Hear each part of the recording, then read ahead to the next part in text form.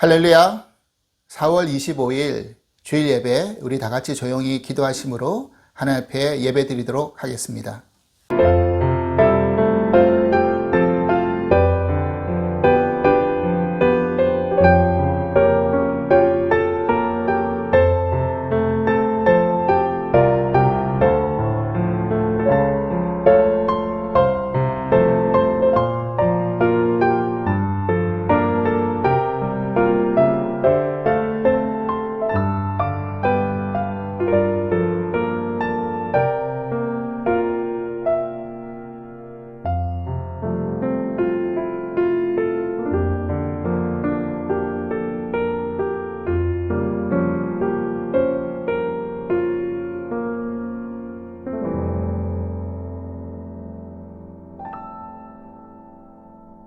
여호와를 의지하는 자는 시온산이 흔들리지 아니하고 영원히 있음 같도다. 산들이 예루살렘을 두름같이 여호와께서 그의 백성을 지금부터 영원까지 두르시리로다. 악인의 규가 의인들의 땅에서는 그 권세를 누리지 못하리니 이는 의인들로 하여금 죄악에 손을 대지 아니하게 함이로다. 여호와여, 선한 자들과 마음이 정직한 자들에게 선대하소서. 자기의 굽은 길로 치우치는 자들은 여호와께서 죄를 범하는 자들과 함께 다니게 하시리로다. 이스라엘에 평강이 있을지어다. 아멘. 우리 찬송가 342장 너 시험을 당해 함께 찬송하시겠습니다.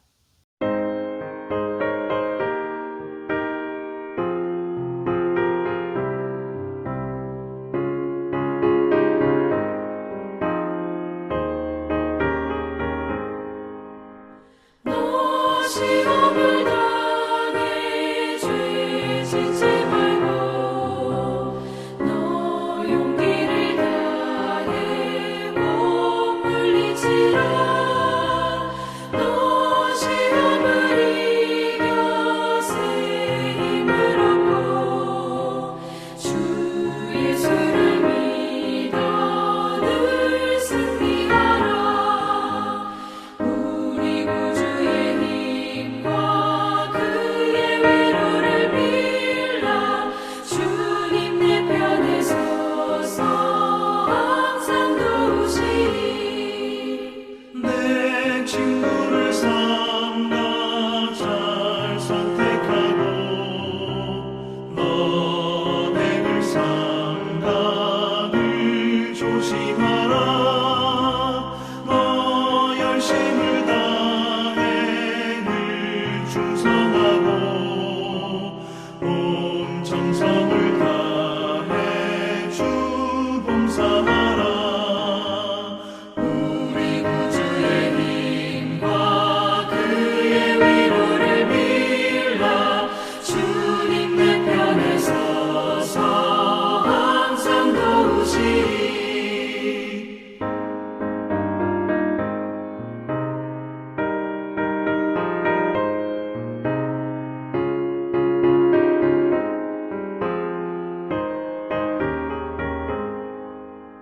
잘 이기는 자는 상 받으리니 너 낙심치 말고 늘 전진하라. 내 구세주 예수 힘 주시리니 주 예수를 믿어 늘 승리하라. 우리 구주의 힘과 그의 위로를 빌라. 주님 내 편에 서서 항상 도우시리.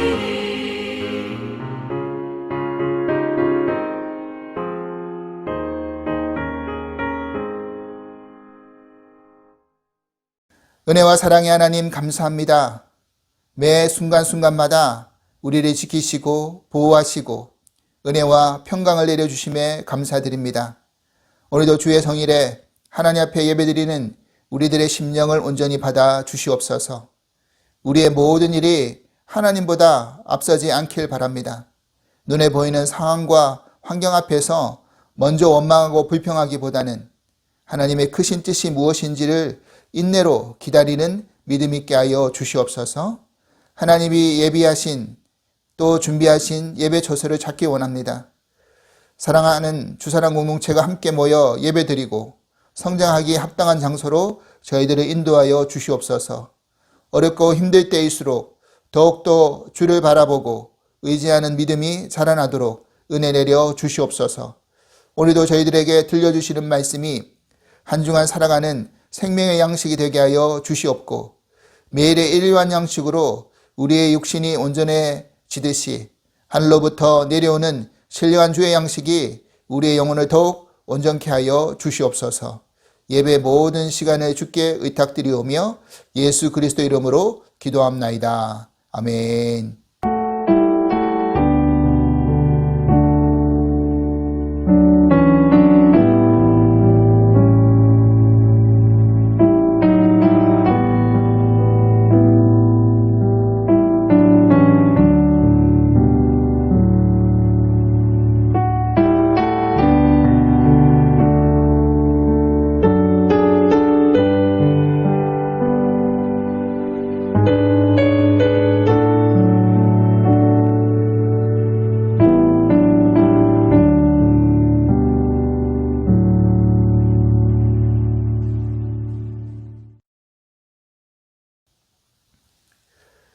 오늘 우리에게 주신 하나님 말씀은 사무엘상 1장 9절에서 18절까지의 말씀입니다. 사무엘상 1장 9절로 18절 말씀, 우리 함께 한 목소리로 봉독하겠습니다. 그들이 실로에서 먹고 마신 후에 한나가 일어나니 그때 제사장 엘리는 여호와의 전 문설주 곁 의자에 앉아 있었더라. 한나가 마음이 괴로워서 여호와께 기도하고 통곡하며 서원하여 이르되 만군의 여호와여 만이 주의 여종의 고통을 돌보시고 나를 기억하사 주의 여종을 잊지 아니하시고 주의 여종에게 아들을 주시면 내가 그의 평생에 그를 여호와께 드리고 삭도를 그의 머리에 대지 아니하겠나이다.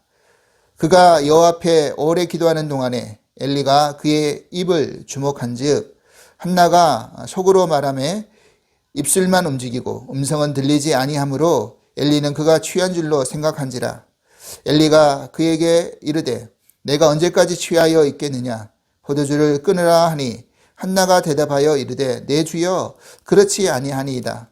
나는 마음이 슬픈 여자라 포도주나 독주를 마신 것이 아니요 여호와 앞에 내 심정을 통한 것 뿐이오니 당신의 여종을 악한 여자로 여기지 마옵소서. 내가 지금까지 말한 것은 나의 원통함과 격분됨이 많기 때문이다 하는지라. 엘리가 대답하여 이르되 평안히 가라. 이스라엘의 하나님이 내가 기도하여 구하는 것을 허락하시기를 원하노라 하니 이르되 당신의 여종이 당신께 은혜 입기를 원하나이다 하고 가서 먹고 얼굴에 다시는 근심빛이 없더라. 아멘. 샬롬. 주사랑 가족 여러분, 한 주간도 평안히 잘 지내셨습니까? 복된 주일입니다. 계속해서 교회 이전 문제로 기도해 주고 계시고 여러모로 궁금해 하시는 분들이 많은 것 같습니다. 지금 업데이트된 소식을 말씀드리자면 감리사님께서 지난주에 연락이 오셨는데 여바린다 교회 쪽으로 지금 연결시켜 주시려고 지금 그쪽 목사님과 이야기 중이다라고 말씀하고 저에게 알려주셨습니다. 그 목사님과 이야기가 잘 진행되고 난 후에 저에게 다시 연락해 주겠노라라고 이렇게 메일을 보내주셨습니다. 지역적으로 우리 교회와 한 15분 정도 떨어져 있는 지역인데, 지금 현재로서는 하나님의 계획 같은 것이 있다라고 생각하고 기다리고 있고, 또 그것이 될지 안 될지는 모르겠지만, 어느 곳이든지 간에 우리가 기도하는 가운데 하나님이 좋은 장소로 인도해 주실 것을 믿고 계속해서 기도를 부탁드립니다. 저는 지난주에 동부 지역 지방의 쪽으로 이제 트랜스퍼하는 이전하는 그런 인터뷰를 진행을 했습니다. 그 인터뷰가 잘 패스를 했고요. 제가 이제 동부 지역 소속으로 이제 목회를 계속할 수 있게 되었습니다. 여러모로 이 모든 것이 다 하나님의 은혜인 줄 믿고 여러분, 우리가 기도하는 것은 하나도 땅으로 떨어지지 않고 언젠가는 다 때가 되면 거두는 줄 믿습니다. 교회 이전을 위해서 또 우리의 개인적인 그런 문제를 놓고 기도함에 있어서 여러분들 계속해서 끊임없이 기도하면서 하나님의 그 은혜를 간구할 수 있길 바랍니다. 우리가 계속해서 주의 말씀 가운데 이렇게 기도하게 하소서라는 그런 제목을 가지고 계속 시리즈로 말씀을 전하고 있지 않습니까? 선진들의 기도의 내용을 우리가 살펴보면서 우리의 기도의 방향이 어떠해야 될지를 알아보고 있는데, 오늘도 이 말씀 속에서 그런 귀한 은혜가 있을 수 있기를 간절히 기도를 드립니다. 오늘은 그 12번째 시간으로 한나의 기도입니다. 견딜 수 없는 고통의 시간이 찾아올 때 우리는 과연 어떤 기도를 해야 되는가라는 말씀의 제목으로 함께 은혜를 나누고 싶습니다. 우리는 살아가면서 크건 작건 간에 많은 그런 고통의 순간들이 찾아옵니다. 사실 우리가 경험하는 고통 가운데는 가장 견디기 힘들고 어려운 고통은 어떤 것에 기인하는 것일까요? 제가 생각해 볼 때는 관계 속에서 얻어지는 그런 상처로 인해서 생기는 고통이지 않을까라고 생각이 듭니다. 인간은 어쩔 수 없이 혼자서는 살 수 없는 그런 존재이죠. 더불어 살아가야만 하는 그런 존재가 바로 인간입니다.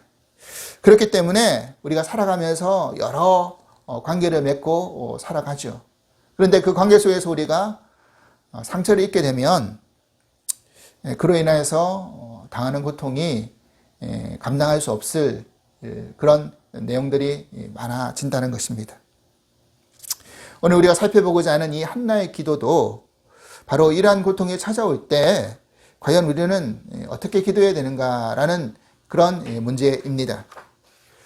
여기서 우리가 먼저 한 가지 알아야 될 내용은, 우리가 잘 알고 있는 이 한나의 기도는 단순히 좀 아이를 갖게 해달라라는 그런 문제를 놓고 하나님께 소원하는 그런 기도의 내용이 아님을 우리는 먼저 알아야 합니다. 그 소원의 기도를 드리는 이 과정 가운데 감춰진 그런 영적인 의미, 이 커다란 영적인 의미를 우리가 먼저 발견할 수 있어야 되는 것이죠. 오늘 그런 부분들을 살펴보면서 우리가 영적인 깨달음을 얻고자 합니다. 먼저 한나의 기도의 내용을 살펴보기 전에 그 시대적인 배경을 우리가 알아볼 필요가 있습니다. 지금 이 시대는 바로 사사시대이죠. 근데 여러분들 잘 아시다시피 사사시대는 어떠한 시대였습니까? 이스라엘 백성들이 하나님 앞에 범죄하고 하나님이 그로 말미암아 심판하시고 다시 회복시키시는 이 과정이 계속해서 반복되고 있는 그런 시대가 바로 사사시대였습니다. 우리가 사사기를 읽다 보면 사사의 그런 시대의 특징을 이렇게 설명을 해주고 있습니다. 사사기 2장 10절에서 11절 말씀 한번 보십시오. 그 세의 사람도 다 그 조상에게로 돌아갔고 그 후에 일어난 다른 세대는 여호와를 알지 못하며 여호와께서 이스라엘을 위하여 행하신 일도 알지 못하였더라. 이스라엘 자손이 여호와의 목전에 악을 행하여 바알들을 섬기며, 여러분, 여호와를 알지 못하는 세대가 일어나서 하나님의 행하신 일도 모르고 하나님 보시는 그 앞에서 악을 행하고 바알들을 섬겼다, 그렇게 이야기하고 있죠. 그리고 또 하나의 특징을 사사기에서는 이렇게 이야기하고 있습니다. 사사기 맨 끝장 마지막 절입니다. 21장 25절 말씀 이렇게 되어 있습니다. 그때 이스라엘에 왕이 없으므로 사람이 각각 자기의 소견대로 옳은 대로 행하였더라. 여러분, 뭐라고 이야기하고 있습니까? 이스라엘에 왕이 없었다라고 이야기하죠. 하지만 이스라엘에 왕이 왜 없습니까? 하나님이 왕이시잖아요. 근데 하나님을 왕으로 섬기지 아니하고 자기들이 다 왕이 되고 싶었던 겁니다. 그래서 자기의 옳은 소견대로 행하였다. 이 말인즉슨 모든 행동의 기준이 하나님의 말씀이 아니라 자신들의 생각, 소견이 짧은 그런 견해 아닙니까? 짧은 생각을 가지고 그것이 옳다라고 생각하면 그대로 행동했던 것입니다. 그러니까 기준이 사라지고 마구잡이로 살았던 것이죠.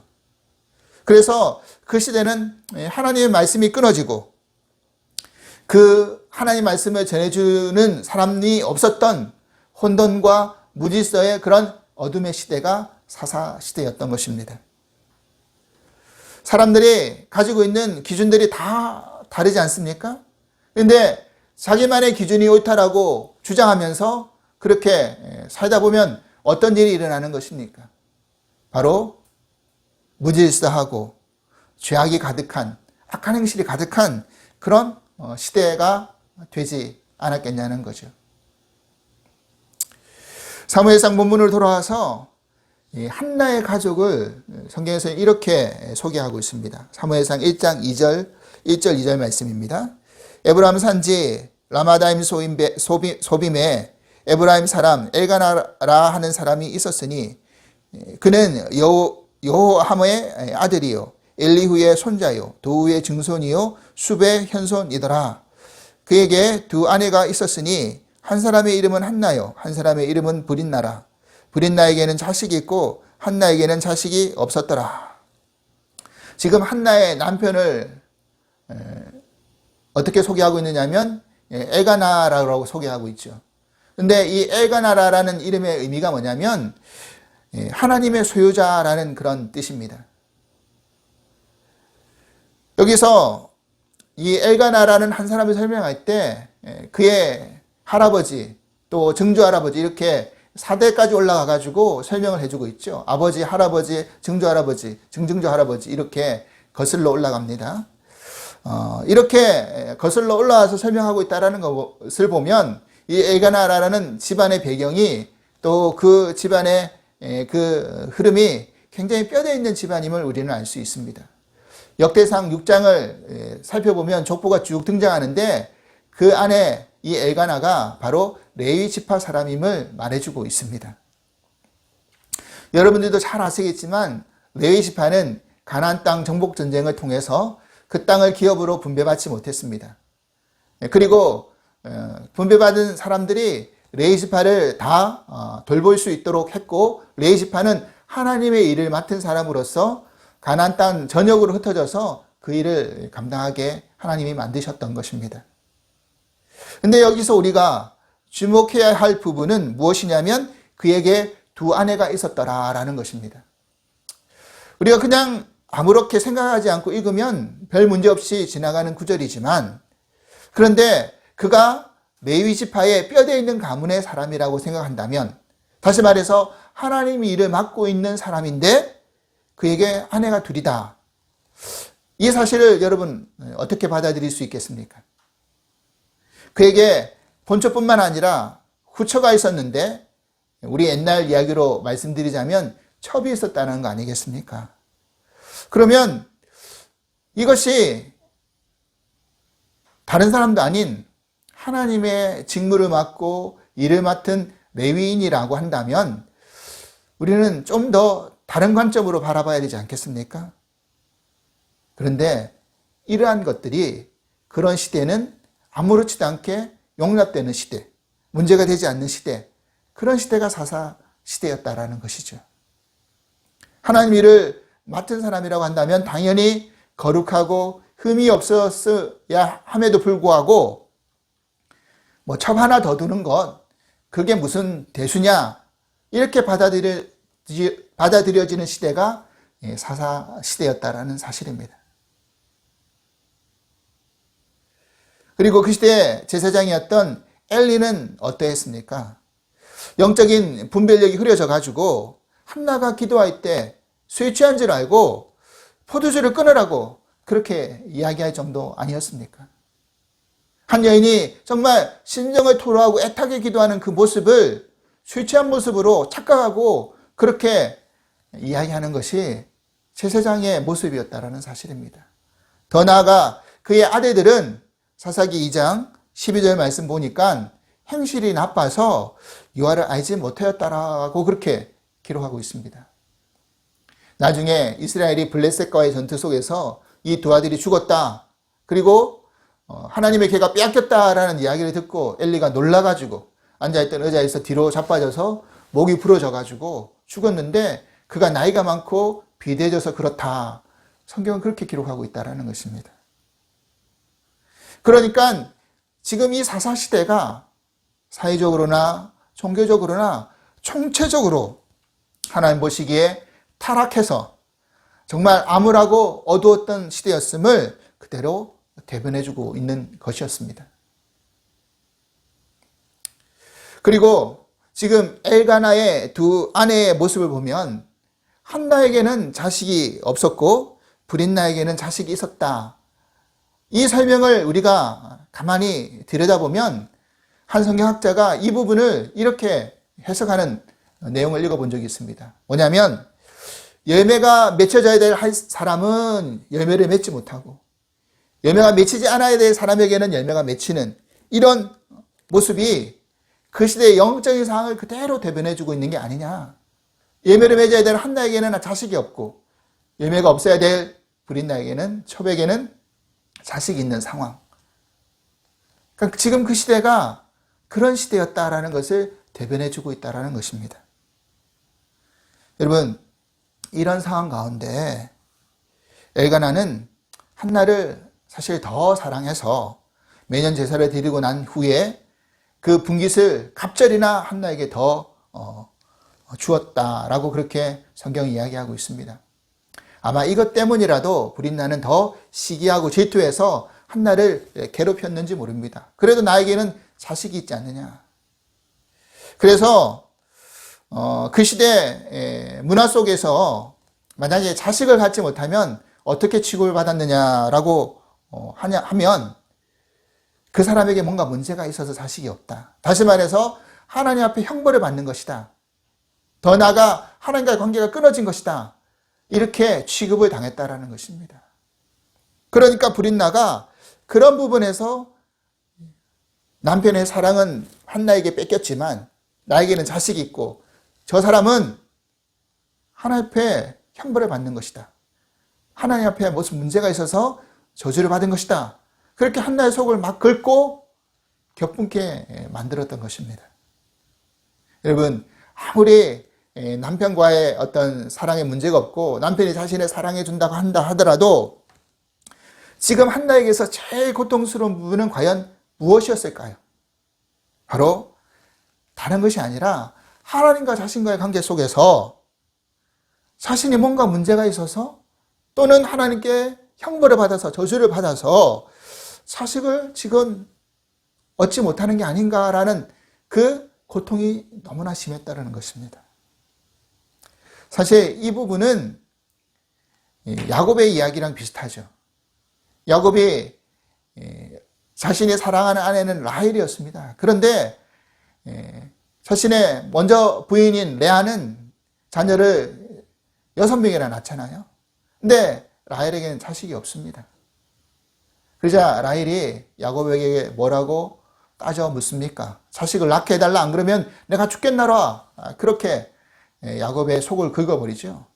그러니까 야곱이 화를 내면서 뭐라고 라헬에게 대답을 해줍니까?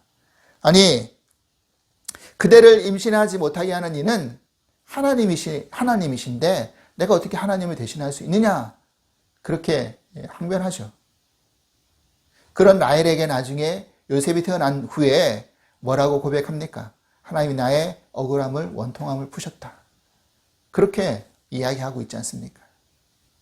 오늘 본문에 이 한나에게도 하나님이 임신을 허락하지 않으셨다. 임신을 하지 못하게 하셨다. 두 번씩이나 강조를 하고 있는 내용을 우리가 볼 수가 있습니다. 결국 이런 상황 속에서 한나는 자신의 문제를 가지고 하나님 앞에 나가게 된 것입니다. 그리고 이것은 단순히 자식을 얻고 못 얻고의 문제가 아니라 하나님과의 관계 속에서 하나님, 내가 문제가 있습니까? 하나님과의 그런 막힌 부분이 있습니까? 이것을 좀 풀어주십시오 라고 한나는 간절히 기도했던 것입니다. 한나는 어떤 모습으로 기도했는지 본문은 이렇게 설명해 주고 있습니다. 10절입니다. 한나가 마음이 괴로워서 여호와께 기도하고 통곡하며, 즉 울며 통곡하며 하나님께 지금 기도하고 있는 것이 한나의 모습이었습니다. 그런데 이렇게 기도하고 있는 한나의 모습을 보면서 엘리는 한나가 음성으로는 들리지 않고 입술만 움직이는 모습을 보면서 지금 저 여자가 술이 취했구나, 이렇게 생각했던 것이죠. 그러면서 포도주를 끊어라, 이 대낮부터 웬 술 취한 모습으로 이렇게 성전에 와서 그런 행동을 보이느냐라고 하자 한나가 어떻게 고백을 합니까? 사실은 술 취한 게 아니다라고 항변하죠. 15절 말씀 보십시오. 한나가 대답하여 이르되 내 주여 그렇지 아니하니이다. 나는 마음이 슬픈 여자라 포도주나 독주를 마신 것이 아니요 여호와 앞에 내 심정을 통한 것뿐이오니. 여기서 지금 한나는 무슨 이야기를 하고 있습니까? 나는 여호와 앞에 내 심정을 통한 것입니다. 토로한 것입니다. 내 심정이 통한 것뿐입니다. 하나님과 지금 심정이 통했다, 마음이 통했다라고 고백하고 있잖아요. 사랑하는 여러분, 여러분은 혹시 기도하시다가 하나님과 심정이 통하신 적이 있으십니까? 기도하실 때 정말 자신이 해결할 수 없는 문제 앞에서 통곡하며 그렇게 기도하신 적은 있으십니까? 저는 예전에 대학부 활동을 할 때 그런 비슷한 경험을 한 적이 있습니다. 당시에 대학부를 섬겼던 많은 리더들이 군대도 가고 개인적인 사정 때문에 섬기지 못하고 공석이 되었던 적이 있습니다. 그러니까 리더를 할 만한 사람이 없었기 때문에 저희에까지 이제 순서가 내려온 것입니다. 사실 그 당시 대학부 리더가 된다는 것은 어느 정도 신앙적인 연륜도 있어야 되고, 또 어떻게 보면 자신의 시간을 많이 희생하고 헌신해야 되는 그런 부분들이 있어야 됩니다. 저는 스스로 생각할 때 아직은 때가 아니다. 나에게는 그럴 만한 자격도 또 그런 능력도 없다라고 생각하면서 리더를 부탁하신 그 간사님의 부탁 앞에 거절하고 그것을 막지 않으려고 했던 것입니다. 근데 간사님이 마지막으로 한번 기도 한번 해보고 결정해보지 않겠니라는 그 말씀 앞에 알겠습니다라고 그렇게 집에 와서 기도를 하는데, 갑자기 기도 속에서 하나님 저 못하겠어요, 안 되는 거 아시죠? 이렇게 막 기도하는 가운데 갑자기 예수님이 하셨던 그 겟세마네의 기도의 내용이 막 오버랩이 되는 것입니다.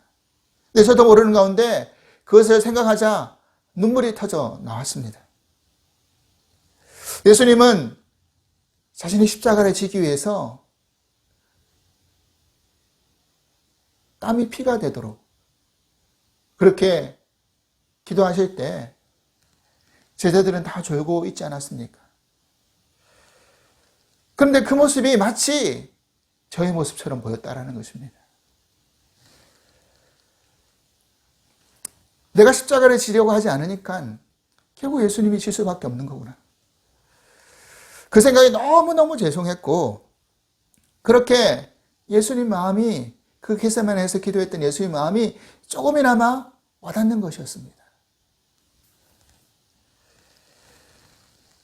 결국 그 마음을 깨닫게 되니까 눈물을 흘리면서, 주님, 제게 능력 없는 거 아시죠? 자격 없는 거 아시죠? 하지만 제가 져야 될 십자가가 있다고 한다면 그 앞에 제가 순종하겠습니다라고 결단했던 그런 적이 있었습니다. 사실 그렇습니다. 우린 때로는 기도하다 보면 내 문제를 놓고 기도하다가 그 문제 속에서 하나님 마음이 헤아려질 때가 있는 것입니다. 그러면서 이게 하나님의 계획이고 뜻이겠구나. 그것을 깨닫고 나면 이제는 더 이상 내 문제는 내 문제가 아닌 것이죠. 그게 큰 게 아니게 되는 것입니다. 그리고 하나님의 계획과 그 말씀 밖에는 보이지 않게 되는 것입니다. 지금 한나가 서원기도를 하고 있는데 그 유명한 서원기도의 내용이 무엇인지를 한번 보십시오. 11절 말씀입니다. 서원하여 이르되 만군의 여호와여 만일 주의 여종의 고통을 돌보시고 나를 기억하사 주의 여종을 잊지 아니하시고 주의 여종에게 아들을 주시면 내가 그의 평생에 그를 여호와께 드리고 삭도를 그의 머리에 대지 아니하겠나이다. 여러분, 지금 이 기도의 내용을 가만히 살펴보면 지금 한나가 단순히 아이만 주십시오라고 기도하는 게 아니죠. 어떻게 기도하고 있습니까? 그 아이를 주시면 어떻게 하겠다라는 거죠? 네, 그렇습니다. 그 아이의 평생을 하나님께 드리겠습니다. 이렇게 소원하고 있는 겁니다. 삭도를 그의 머리에 대지 않겠다라는 그 말씀은 뭡니까? 바로 나시린으로서 그 아이를 섬길 수 있도록 하겠다. 이렇게 고백하고 있는 거잖아요. 아니, 하나님께 다시 내어놓을 아이를 왜 달라고 기도하는 것입니까? 무엇이 한나를 이렇게 기도하게끔 만들어 놓았습니까? 한나가 자신의 문제를 놓고 기도하는 가운데 하나님과의 심정이 통하면서 깨달은 것이 과연 무엇이었을까요? 기도하다 보니까 하나님 어떠실까? 하나님께서도 이 시대를 바라보면 어떤 생각을 하고 계실까? 하나님의 말씀을 대언할 사람이 없겠구나. 이걸 깨달은 거 아닐까요? 여러분, 이런 거 아니겠습니까? 한나야, 너도 자식이 없어서 괴롭지? 나도 마찬가지란다. 이 시대에 나의 말씀을 대언할 온전한 한 사람이 없구나. 나도 이것 때문에 너무나 안타깝고 괴롭다. 여러분, 이 심정이 통한 것 아닐까요? 그러니까 한나는 그것을 깨닫자마자 눈물이 터져 나오면서 더 기도할 수밖에 없었을 것입니다. 그러면서 뭘 고백하는 겁니까? 하나님, 알겠습니다. 저에게 아들 주시면 하나님께 나시린으로 바치겠습니다. 하나님 말씀을 온전히 대언하는 그런 사람으로서 하나님이 좀 써주십시오. 이렇게 기도의 내용이 바뀌어버린 것이 아닐까요? 결국 한나에게서 태어난 아들이 누구입니까? 여러분, 사무엘이잖아요. 이스라엘의 마지막 사사이자 첫 번째 선지자인 사무엘이었습니다. 근데 이 사무엘이 어떤 일을 했다라고 성경에 기록하고 있습니까? 사무엘상 3장 19절 20절 말씀 보십시오. 사무엘이 사람의 여호와께서 그와 함께 계셔서 그의 말이 하나도 땅에 떨어지지 아니하게 하시니 단에서부터 브에세바까지의 온 이스라엘이 사무엘은 여호와의 선지자로 세우심을 입은 줄 알았더라. 사무엘상 4장 1절 상반부 말씀 보면 사무엘의 말이 온 이스라엘에 전파되니라. 그렇습니다. 사무엘은 하나님의 말씀을 이스라엘 전역으로 전파하였고 단에서부터 브에세바까지 저 북쪽 끝에서부터 남쪽 끝까지 하나님의 말씀이 하나도 땅에 떨어지지 않게 하고 그 말씀을 대언하는 선지자로서 활동했다는 것입니다. 사랑하는 여러분, 그렇습니다. 사무엘을 통해서 그 어두웠던 사사의 시대는 끝나가고 하나님의 말씀을 대언하는 그런 시대가 그 시대의 새벽이 빛이 도래했다라는 것을 지금 알려주고 있는 것입니다. 지금 하나님께서는 한나라는 한 사람의 개인적인 고통을 통해서 하나님의 사람을 세우시는 큰 그림을 그려놓고 계신 것이었습니다. 우리도 마찬가지 아닐까요? 지금 우리가 직면하고 있는 그 고통의 문제가 현재로는 나의 개인의 문제일 수 있지만 어쩌면 그것을 통해서 하나님은 더 큰 하나님의 계획을 그려놓고 계신 줄을 모릅니다. 그래서 우리가 이 문제를 놓고 간절히 기도하다 보면 나도 모르는 순간에 하나님과 심정이 통해서 그 심정이 통할 때 하나님 뜻을 깨닫게 되고 하나님 앞에 더 중요한 것을 맡길 수밖에 없게 되는 것이죠. 그래서 우리의 기도가 깊어지면 깊어질수록 하나님과 심정이 통하게 되는 것입니다. 또한 우리의 기도가 깊어지면 깊어질수록 나의 소중한 것을 내려놓고 하나님 앞에 드리게 되어 있는 것입니다.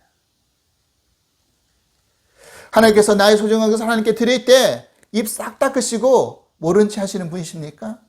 아니시라는 겁니다. 한나가 사무엘을 하나님께 드리자 한나에게 어떤 일이 생긴 줄 아십니까? 사무엘상 2장 21절 말씀 보십시오. 여호와께서 한나를 돌보시사 그로 하여금 임신하여 세 아들과 두 딸을 낳게 하셨고 아이 사무엘은 하나님 앞에서 자라니라. 여러분 그렇죠? 하나님은 지금 한나의 마음을 받으시고 그에게 세 아들과 두 딸을 더 허락하셨습니다. 할렐루야. 사랑하는 여러분, 이제 말씀을 정리하겠습니다. 우리의 삶 가운데 고통의 순간이 찾아올 때 먼저 그 문제를 가지고 하나님 앞에 나아갈 수 있기를 바랍니다. 그리고 그 문제가 나와 하나님 관계 속에서 막힌 것에 대한 문제였다고 한다면 그것을 먼저 풀어낼 수 있기를 바랍니다. 또한 우리의 기도를 통해서 하나님의 심정에 다다를 수 있는 그런 은혜가 임하길 간절히 바랍니다. 그 심정이 통할 때 우리가 뭘 먼저 해야 될지가 분명해지는 것이죠. 그렇게 깨닫고 하나님의 계획 앞에 우리가 순종하고 나갈 때 하나님께서는 더 큰 축복을 예비하고 계시고 준비하고 계신 줄 믿습니다. 오늘 이 한나의 기도를 통해서 하나님과 우리 관계가 언제나 회복을 이루어지고 이 타락한 시대를 바라보시는 하나님의 마음이 어떠하실지 그리고 이 타락한 시대에 하나님이 무엇을 원하시는지를 우리가 깨닫고 그 일을 이루기 위해서 더욱 애쓰고 힘쓰실 수 있는 저와 여러분들이 될 수 있기를 주님으로 간절히 축원합니다.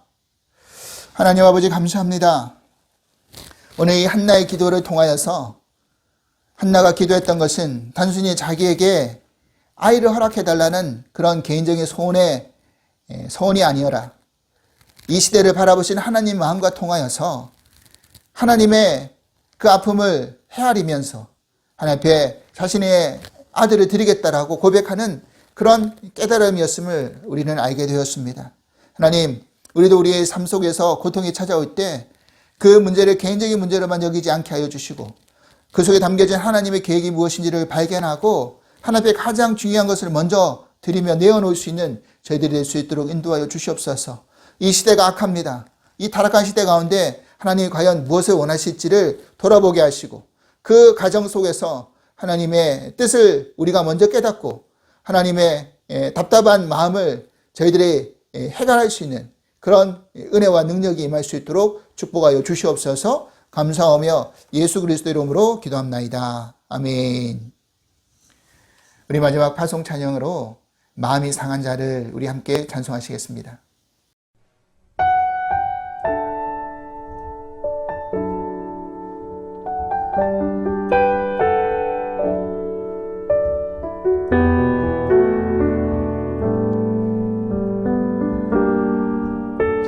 마음이 상한 자를 고치시는 주님 하늘의 아버지 날 주관하소서 주의 길로 인도하사 자유케 하소서 새 힘을 행하사 분케 하소서 마음이 상한 자를 고치시는 주님 하늘의 아버지 날 주관하소서 주의 길로 인도하사 자유케 하소서 새 일을 행하사 분케 하소서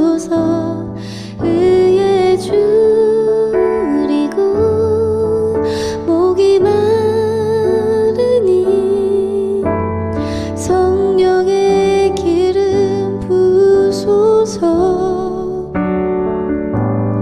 의에 줄이고 목이 마르니 내 잔을 채워주소서 성령으로 채우사 주보게 하소서 주의 임재 속에 은혜 알게 하소서 주 뜻대로 살아가리 세상 끝날까지 나를 빚으시고 새날 열어주소서 의에 줄이고 목이 마르니 성령의 기름 부소서 의에 줄이고 목이 마르니 내 잔을 채워주소서 의에 줄이고 목이 마르니 성령의 기름 부소서 의에 줄이고 목이 마르니 내 잔을 채워주소서 내 잔을 채워주소서 내 잔을 채워주소서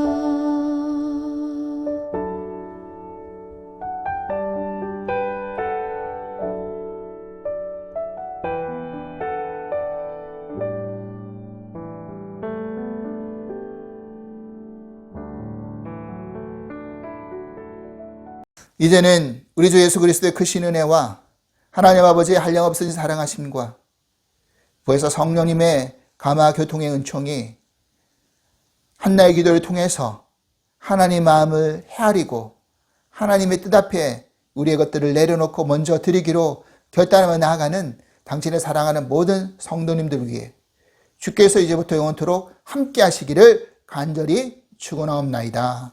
아멘.